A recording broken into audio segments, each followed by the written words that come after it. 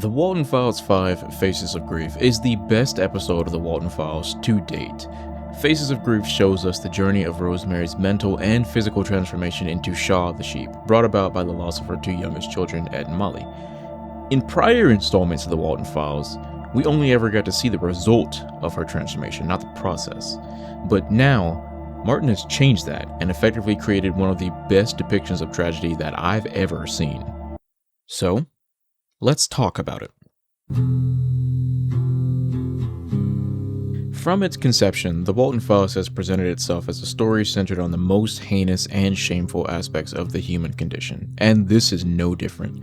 Rosemary's story is the epitome of this, showcasing one of the most impactful feelings a person can house within their soul: grief. And we stood alongside her as she experienced the first 4 stages of grief: denial, anger, bargaining, and depression. Martin uses these vague ideas to weave together a truly compelling story about Rosemary's battle with her own grief, and specifically, how she was always destined to lose to it. Remember when each stage was depicted on screen and we saw her remains alongside the letters? Or an early moment in the video where Rose is looking into Ed and Molly's room, and for a single frame, she is depicted as Shaw the sheep. This is Martin's way of telling us that she was really destined to lose this fight. And it was clear that upon losing Ed and Molly, Rosemary felt that she had lost a piece of herself as well. In her own words, the wolf had taken away the one thing that meant the most to her in the entire world. As a mother, her children were naturally an extension of herself. When they were gone, a piece of her vanished as well, a piece that she would never get back. It's no wonder why she depicted Felix as the wolf, only capable of harming others. No love, no logic, just a mindless monster. It's no wonder why Rose held such an unfathomable amount of hatred for Felix, and dreamed of ridding the world of him for what he did to their family. She would even live out these fantasies through her sage step pieces long enough until she physically passed out, her form of coping. And although she held a tremendous amount of grief within herself, she at least had her husband to fight this battle alongside her. The one person in the world who could understand her pain. The one person in the world who would stand by her no matter what, her life partner. And then he was gone too. The one who understood her better than anyone else. The one whom she built a life with. The one who held her through the worst experiences of her life. The father of her children, the love of her life. Gone. And here again is where Martin shows us where this story is going. Because when she and Sophie are putting up these missing posters for Jack, look who's watching them. She was truly destined to lose this fight. And now the brunt of all this pain was solely on her. She was left alone to raise her oldest child and soldier through the agony of losing her 2 youngest, coupled with the pain of now losing her spouse as well. This is where Rose's mental state started to rapidly deteriorate. What else could she do besides envision every flavor of agony she could inflict upon the one who caused her such pain? And what does that make her? Only to be driven further into despair from her own isolation. She had a remaining daughter, but in her own words, she didn't know what to do with her anymore. She had her friends, she had a sister, but none of them could begin to understand the pain that she was in. She began to view everyone as simply pitying her, incapable of understanding her agony. The entire world was moving on as if nothing had happened, while she suffered through the darkest moments of her entire life.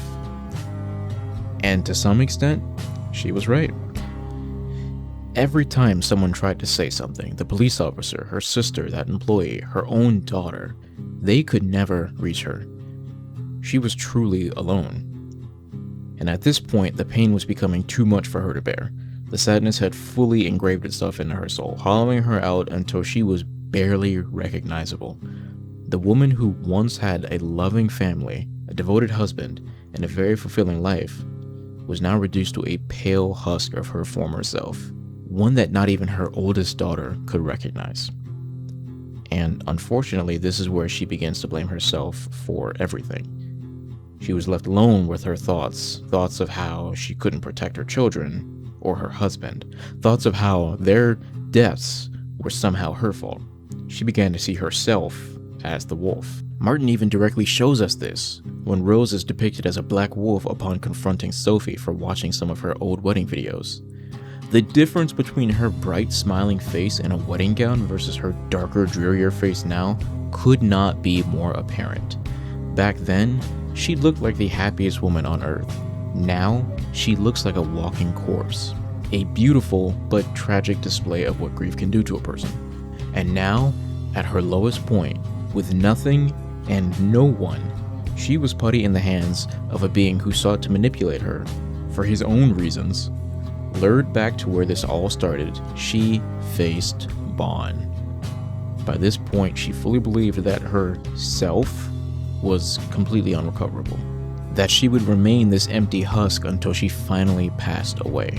But with one conversation, Bon manipulated her into believing that he could fix her, that the pain could just be taken away. She hesitated, but after everything she'd gone through, she agreed. And she died for it. The reason why Rose lost herself in the end is because she faced an enemy that is sometimes impossible to defeat. One you cannot see, but it can see you. It can imprison you, and it can claw and eat away at your soul until there is nothing left. She faced grief and lost. And in my opinion, the saddest part of her story is that she did not deserve any of this. Rosemary Walten was an angel, a loving mother, a devoted wife, and a beautiful woman, a soul who deserved all the happiness this world had to offer, and a family to share that happiness with. But reality robbed her of that. And because of this, she fell victim to the incomprehensible weight of her own grief. Rose's story is tragic for many reasons, namely for how real it was. It shows us that grief can come for anyone, deserving or otherwise. It shows how grief can isolate you, how it can drive you to the brink of insanity, and how it can often be an enemy stronger than anything you've ever faced. Rose's story will forever serve as a permanent reminder of the toll that grief can take on a person. And ultimately, the Walten Files 5, Faces of Grief, will forever serve as a masterful commentary on how grief can transform you into something you never wanted to be, metaphorically and literally.